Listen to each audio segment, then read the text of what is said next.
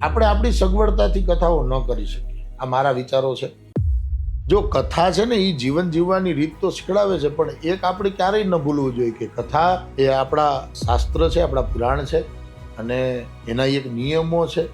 આ માત્ર કોઈ પ્રવચન નથી અને માત્ર કોઈ સત્સંગ નથી. જો કથા અને સત્સંગ બે અલગ અલગ વસ્તુ છે. સત્સંગને તમે કોઈ નિયમો વગર કરી શકો, પણ જે સાંકલ્પિક કર્મ છે, જે આપણા શાસ્ત્રોએ આપણા પિતૃઓના મોક્ષાર્થે બતાવ્યો છે, જે આપણા આત્મકલ્યાણ માટે કથાનો એક ક્રમ છે, તો એને તો તમારે ચોક્કસ નિયમોથી જ કરવી જોઈએ, તો જ એનું ફળ પ્રાપ્ત થતું હોય છે. માત્ર સંપત્તિ કમાવા માટે કથા નથી. ભાગવતની અંદર લખ્યું છે કે સૂર્યોદયના આરભ્ય સાર્ધ ત્રિપ્રહરાન્વિત, તો સૂર્યોદયથી લઈ અને 3.5 પ્રહર સુધી પણ એ સમય દરમિયાન કથા પ્રારંભ થવી જોઈએ અને બને તો એ સમય દરમિયાન જ કથાની પૂર્ણાહુતિ થવી જોઈએ. તો હું નથી માનતો કે રાત્રે સૂર્યની હાજરી વગર ભાગવત સપ્તાહ થઈ શકે.